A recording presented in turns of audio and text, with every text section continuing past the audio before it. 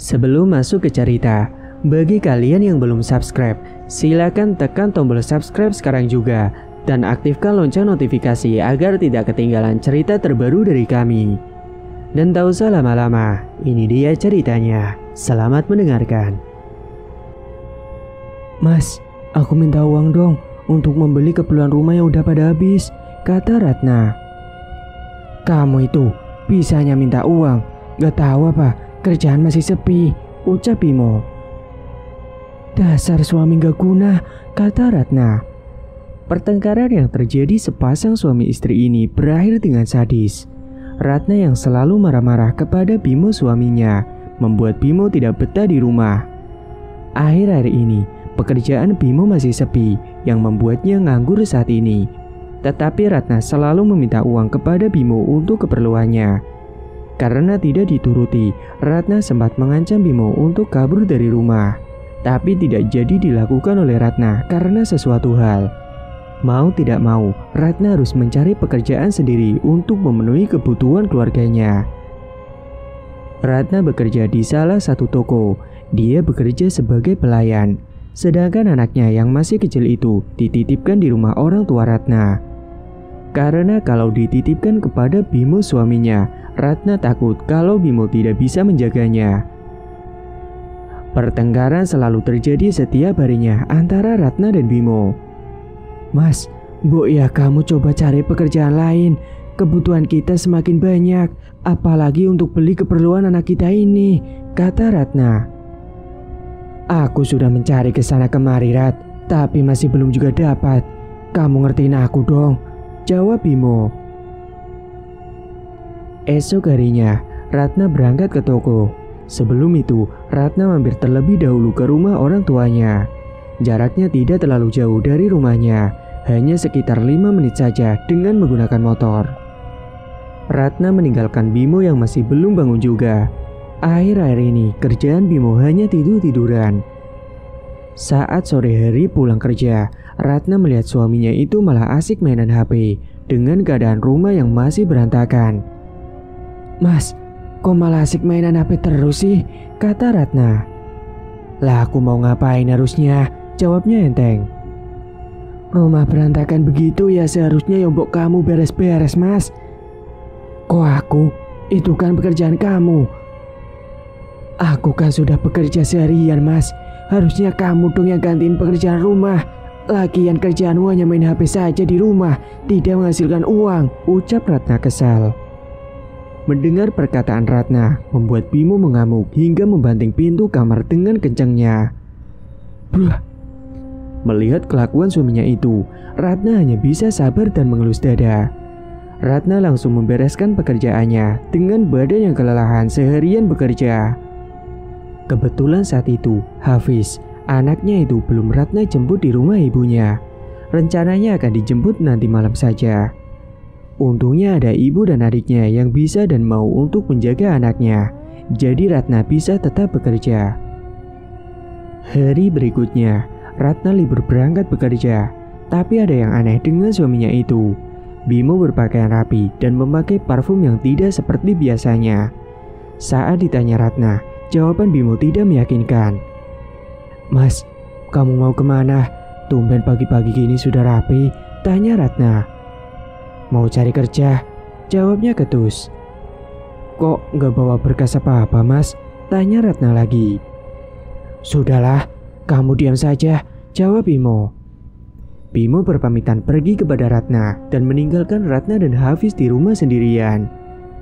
Bukannya mencari pekerjaan, Bimo malah pergi ke taman.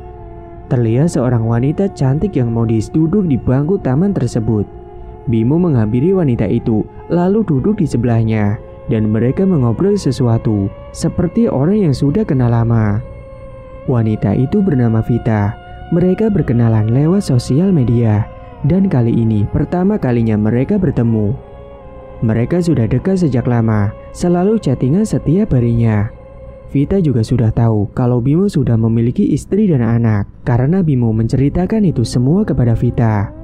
Terkadang juga Bimo curhat kepada Vita tentang kehidupan rumah tangganya itu. Vita ini seorang bos pemilik perusahaan. Bimo ditawarkan oleh Vita untuk bekerja di kantornya. Bimo pun mau menerima tawaran Vita itu. Dan Bimo pun langsung ditawarkan pada bagian sekretaris Vita. Ternyata selama ini Vita ada rasa dengan Bimo. Meskipun Vita tahu kalau Bimo sudah beristri, dia tidak peduli. Memang sosok Bimo ini lumayan tampan dan penampilannya juga masih seperti bujang. Jadi siapapun wanita akan tertarik dengannya. Dan di taman itu, Vita akan memberikan pekerjaan kepada Bimo, tapi dengan satu syarat, yaitu Bimo harus menerima cintanya Vita. Bimo kaget karena tiba-tiba Vita menyatakan cintanya kepada Bimo. Melihat Vita yang cantik, modis dan kaya raya, mana mungkin Bimo untuk menolaknya. Dia juga butuh pekerjaan itu untuk memenuhi kebutuhan keluarganya, apalagi istrinya yang sering marah-marah terus. Mereka akhirnya meresmikan hubungan yang terlarang itu. Mereka merahasiakan hubungan mereka diam-diam. Dan pada saat malam hari, Bimo mengatakan sesuatu kepada Ratna. "Rat, mulai besok kamu gak usah bekerja lagi ya. Kamu di rumah saja jagain Hafiz," kata Bimo. "Loh, kenapa mas? Emangnya kamu udah dapat kerja?" tanya Ratna. "Iya, besok aku mulai kerja di kantor sebagai sekretaris," kata Bimo. "Kamu dapat kerjaan itu dari mana mas?" "Syukurlah kalau kamu sudah mulai bekerja," jawabnya. Bimo tidak menjawab pertanyaan dari Ratna. Ia malah sibuk mainan HP sambil senyum-senyum sendiri. Keesokan harinya, Bimo siap-siap untuk berangkat bekerja dan pamit pada Ratna. Bimo pergi ke kantor menggunakan motornya. Dan pada saat jam istirahat, Vita mengirim pesan kepada Bimo untuk ngajak Bimo makan siang bersama di luar. Mereka akhirnya bertemu di restoran di dekat kantornya itu untuk makan siang. Hari demi hari telah berlalu. Rumah tangga Ratna dan Bimo sekarang hampir setiap hari tidak pernah bertengkar. Bimo juga sekarang sudah bisa merenovasi rumahnya dan membeli mobil baru. Namun sikap Bimo kepada Ratna semakin hari semakin cuek. Bahkan jarang di rumah. Pulang ke rumah hanya untuk tidur saja. Sepulang bekerja, Bimo dan Vita sudah berencana untuk pergi jalan-jalan. Mereka jalan bersama ke suatu mall dan sambil bercanda asik layaknya anak muda yang sedang kasmaran. Mereka juga makan malam bersama di kafe yang ada di mall itu. Mas Bimo selalu pulang larut malam, dan kalau ditanya, alasannya selalu ada rembulan dari kantor. Hubungan Bimo dan Vita pun semakin dekat dan mesra. Hingga suatu hari saat mereka sedang nongkrong bersama di kafe, ada seorang temannya Ratna juga sedang nongkrong di sana dengan teman lain. Hari itu juga teman Ratna ini namanya Dia. Dia menelpon Ratna dan memberitahu kalau suaminya itu bermesraan dengan seorang wanita di kafe. Ratna pun bergegas untuk pergi ke kafe tersebut dengan alamat yang sudah diberitahu oleh Dia. Sesampainya di kafe, ternyata benar Ratna melihat dengan mata kepalanya sendiri bahwa suaminya sedang bermesraan dengan seorang wanita. Ratna langsung menghampiri keduanya dengan menggendong Hafiz anaknya itu. "Dia siapa mas? Kamu selingkuh?" tanya Ratna. "Kok kamu tahu aku ada di sini?" jawabnya terkejut. "Itu tidak penting mas. Dia siapa? Jawab," kata Ratna. "Iya, kamu tenang dulu. Gak enak dilihat banyak orang. Nanti aku jelasin di rumah habis pulang kerja. Kamu pulang dulu sana," jawabnya. Karena mengalah, Ratna akhirnya pulang ke rumah dengan jalan kaki dan menggendong Hafiz dengan mata yang mulai berair menetes ke pipinya. Menunggu kepulangan Mas Bimo, Ratna masih terus merasa cemas dengan apa yang sebenarnya terjadi.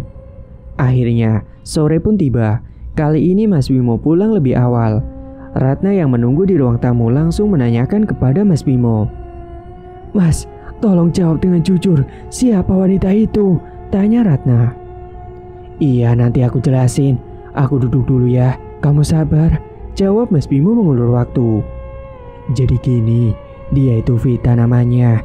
Dia Vita bos aku. Dia yang dulu menawarkan aku pekerjaan. Tadi kita hanya makan siang bersama. Aku menerima ajakannya karena gak enak kalau nolak," jawabnya. "Terus kenapa kalian pegangan tangan segala mas?" tanya Ratna lagi. Baik, sekarang aku mau jujur sama kamu. Selama ini aku dan Vita memang menjalin hubungan, jawabnya. Hati Ratna langsung bergejolak marah dan hancur seketika mendengar jawaban dari suaminya itu. Kenapa mas? Kenapa kamu tega sama aku dan Hafiz? Ucap Ratna meneteskan air mata. Ya karena dulu syarat aku untuk kerja dengannya adalah aku harus mau jadi pacarnya. Aku pun mau karena kita sama-sama suka. Dengan entengnya Bimo bicara, tidak memikirkan perasaan Ratna yang sangat sakit hati bagai teriris pisau. Setelah menjelaskan itu semua, Bimo malah langsung pergi meninggalkan Ratna yang sedang menangis. Keesokan harinya, Ratna mendatangi kantor suaminya itu untuk melabrak mereka. Sementara Hafiz dititipkan lagi di rumah ibunya. Ratna naik motor sendirian menuju ke kantor suaminya itu. Setibanya di kantor, Ratna menanyakan kepada satpam yang ada di gerbang depan kantor. Maaf pak, mau tanya, Mas Bimo masih di kantor gak ya? Tanyanya.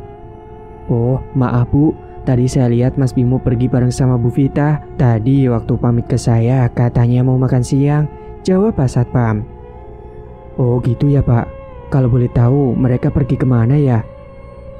Wah kalau itu saya kurang tahu bu, maaf ya bu. Oh kalau gitu makasih ya pak, saya permisi dulu. Ratna pun pergi dari satpam tersebut. Tiba-tiba ponselnya berdering.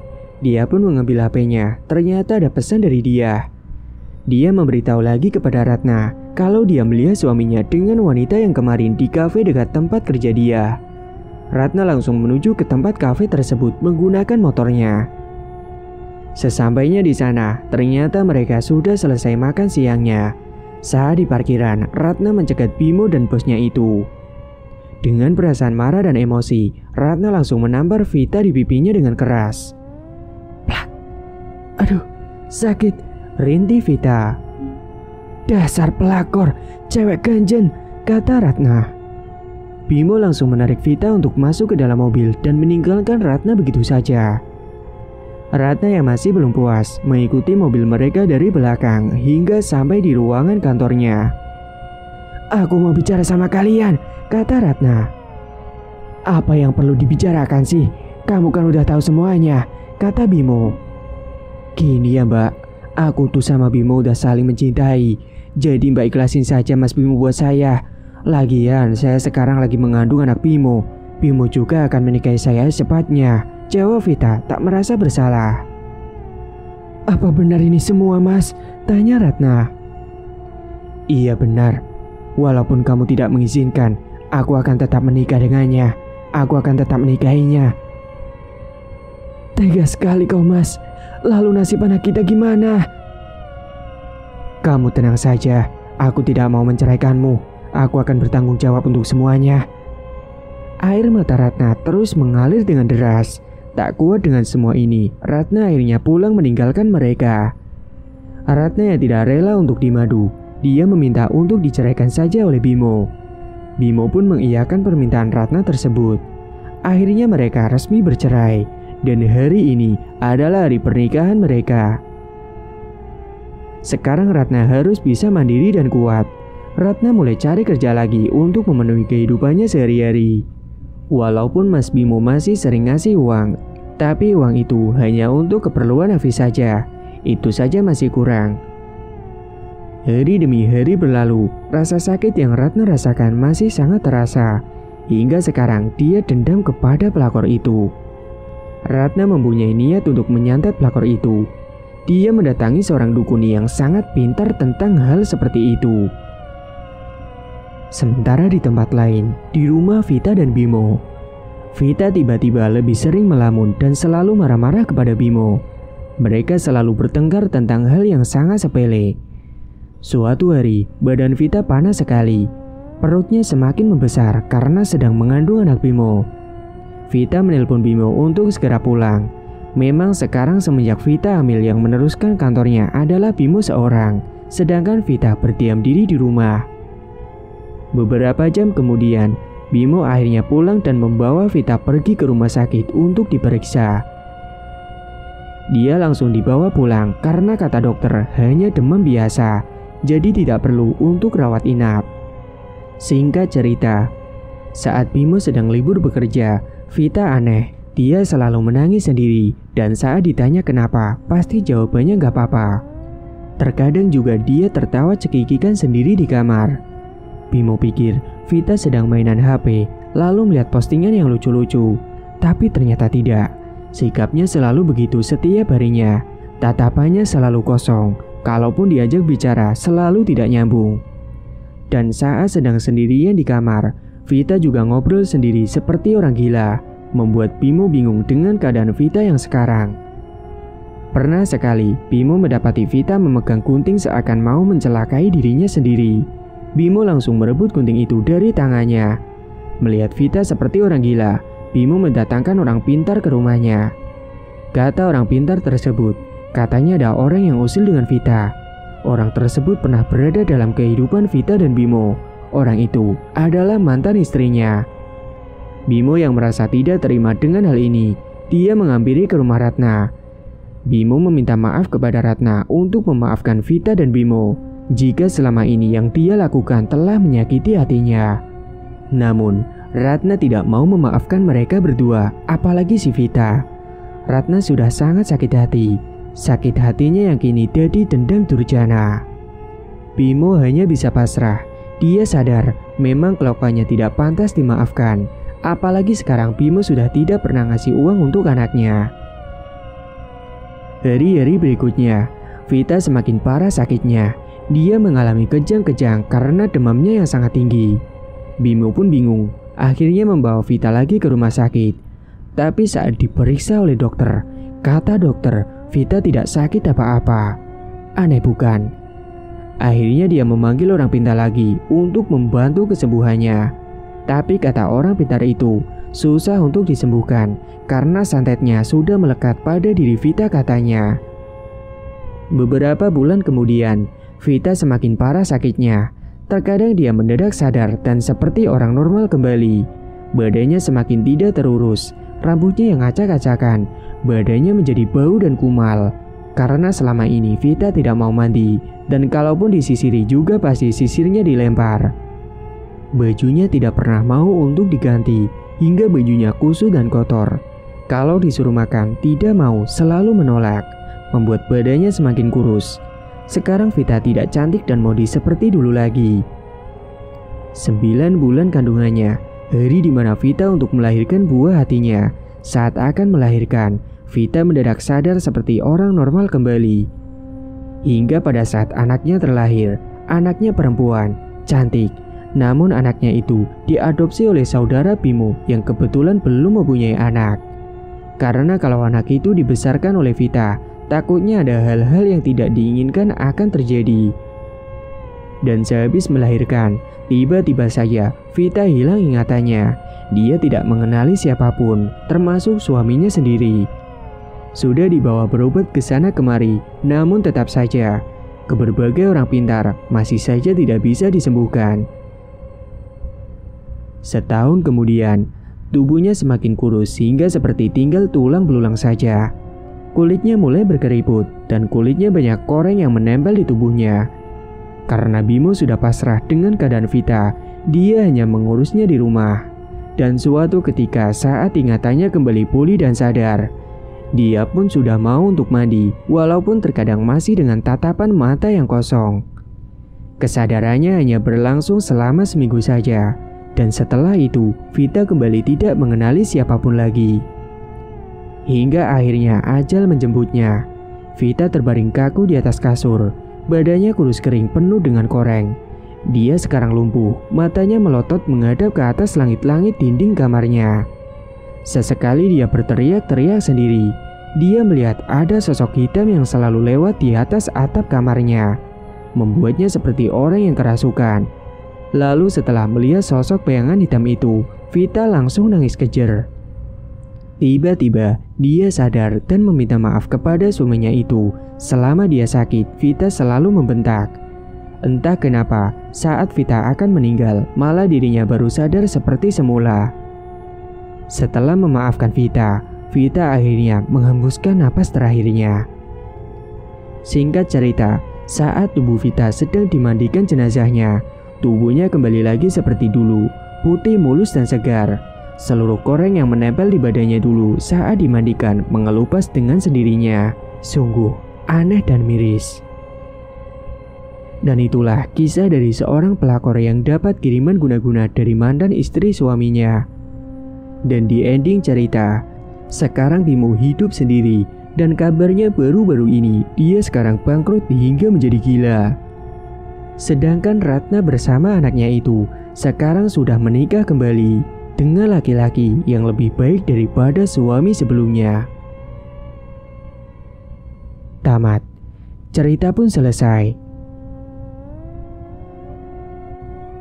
Bagi teman-teman yang suka mendengar cerita kali ini, dukung channel ini dengan cara klik subscribe dan aktifkan lonceng notifikasinya dan tinggalkan jejak di kolom komentar. Dan bagi teman-teman yang punya cerita dan ingin mengirimkan cerita, bisa kirim langsung ke kontak yang sudah disediakan. Terima kasih sudah menyimak hingga akhir. Wassalamualaikum warahmatullahi wabarakatuh.